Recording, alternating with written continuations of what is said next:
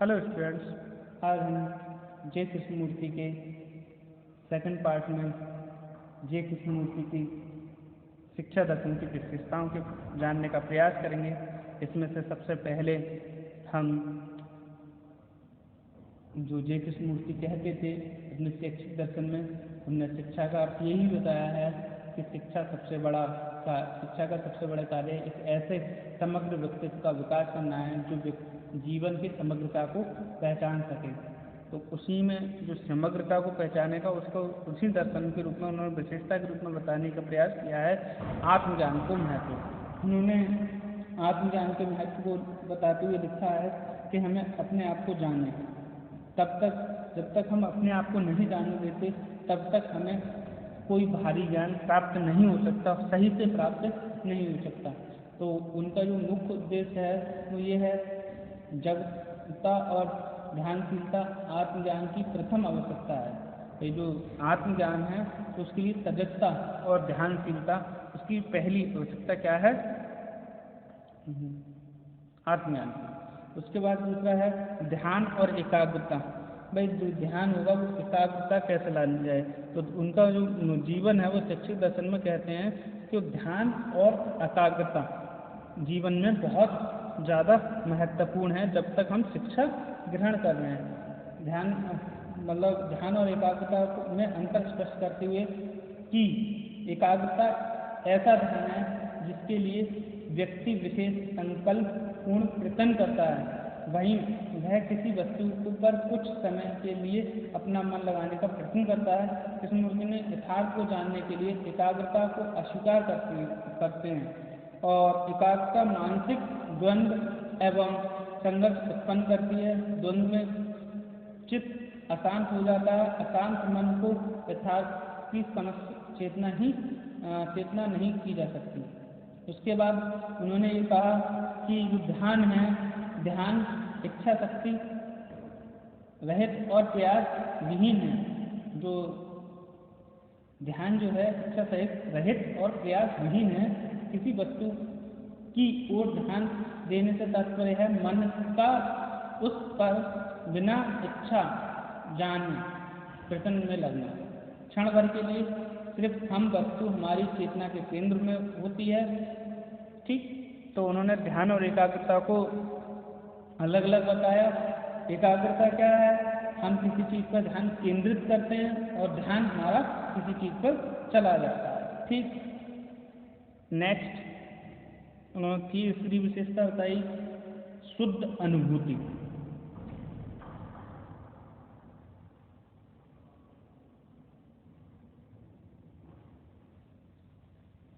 ध्यान की आवश्यकता में चेतना या अनुभूति होती है, हमें शुद्ध अनुभूति कहा जाता है।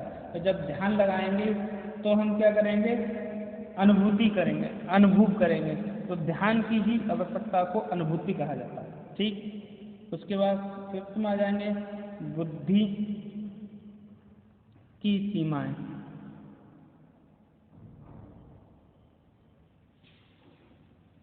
जे कृष्णमूर्ति बुद्धि की वास्तविक ज्ञान का साधन नहीं मानते हैं। लोग कहते हैं कि जो बुद्धि है वो वास्तविक ज्ञान का साधन नहीं है। उनका विचार की उत्पत्ति मूलतः स्मृति से होती है।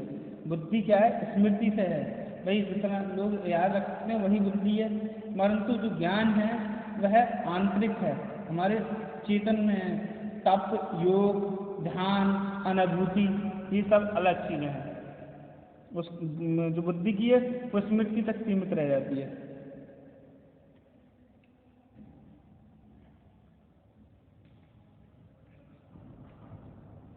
उनने क्लास में बताया चेतना की संपूर्णता। ध्यान की अगली विशेषता चेतना की संपूर्णता है। वस्तुओं को चेतना के विषय में स्वयं होने पर ऐसा नहीं होता कि व्यक्ति उसका बोध एहसास किसी एक या एकाधिक इंद्रियों के माध्यम से करता है। यहाँ ज्ञानेंद्रियों को बांटकर नहीं बल्कि संपूर्ण मन को, इंद्रियों को एकत्रित करना ही चेतना को संपूर्णता को प्रयास करती है।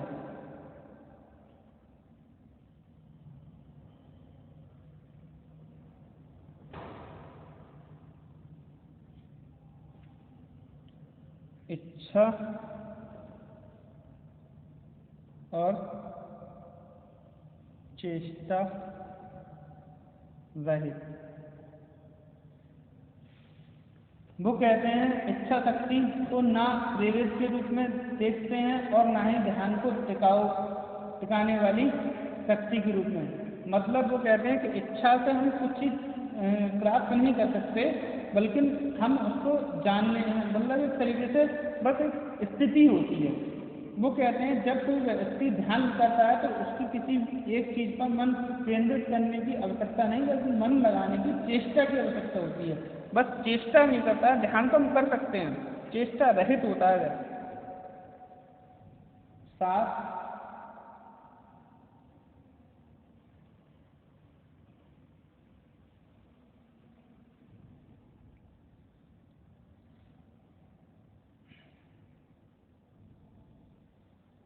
आत्मनम बुद्धि। ध्यान करते हुए किसी विशेष तैयारी की आवश्यकता नहीं, जब भी हम खाली हों कोई कार्य ना करें ध्यान कर सकते हैं। ध्यान करने के लिए आत्मन करने के लिए हमें कोई समय की जरूरत नहीं है, हम किसी भी समय कर सकते हैं।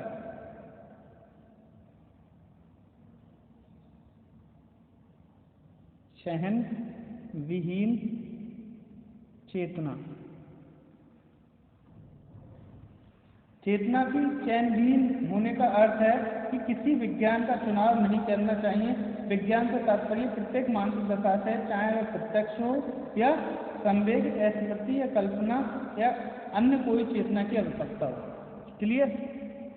अब नेक्स्ट करते हैं इसके पाठ्यक्रम की बात करते हैं।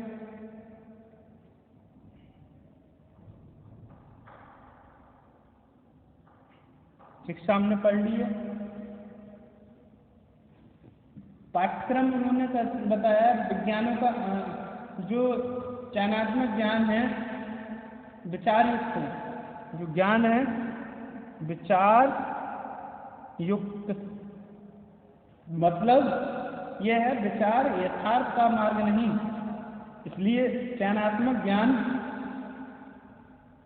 यथार्थ से नहीं हो सकता। तो विचार युक्त ज्ञान पर कहा है उन्होंने, पाठ्यक्रम में विचार को यहाँ से दिया है।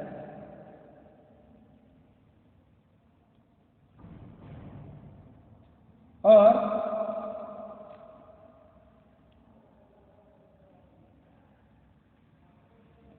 आत्मज्ञान का विकास, आत्मज्ञान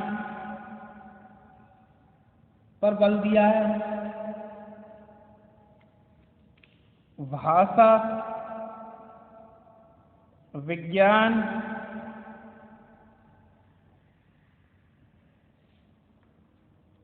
और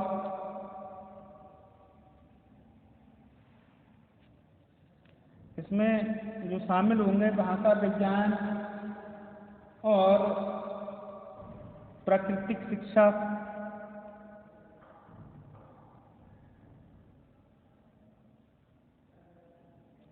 वर्तमान में चयन युक्त शिक्षा, मतलब वर्तमान में जिसका उपयोग है उसके अनुसार शिक्षा दी जाए। ये शिक्षाएं तो दी ही जाए। ठीक। उसके बाद आ जाती है शिक्षण पद्धति।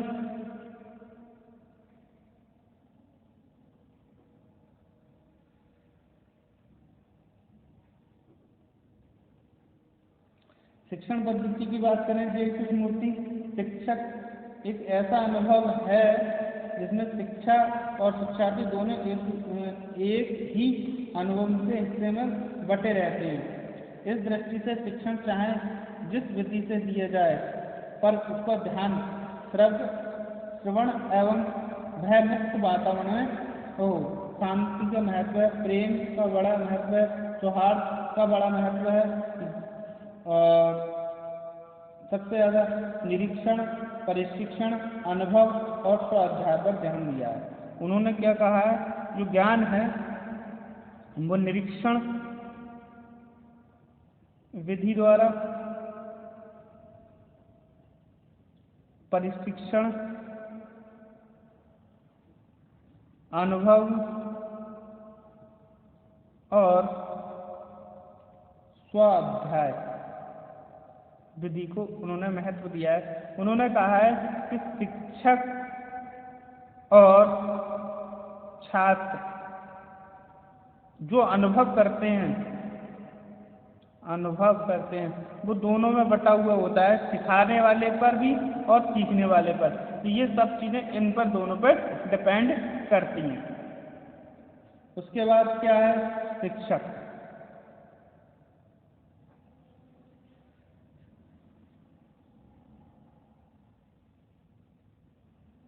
वो कहते हैं पुस्तकीय ज्ञान के साथ साथ स्वयं को थोड़ा थोड़ा जान सके।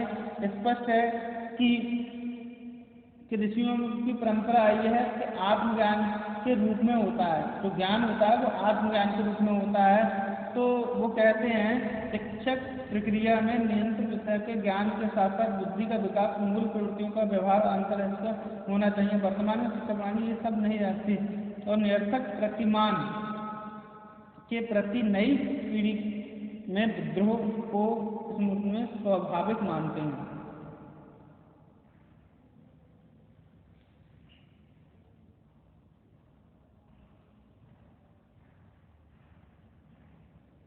तो कहा जा सकता है, इन्होंने कहा है कि जो प्राचीन भारतीय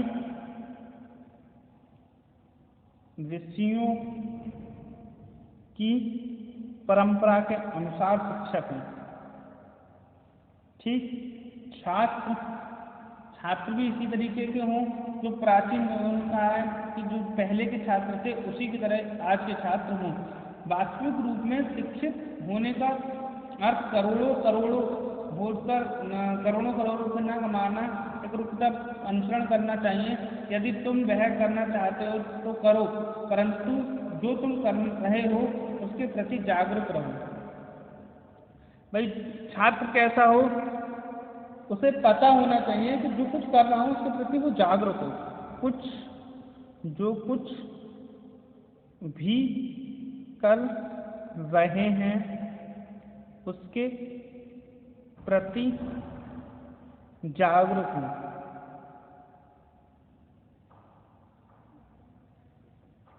अनुशासन पहले विद्यालय, शांत वातावरण में हो ऋषियों परंपरा के अनुसार, और अनुशासन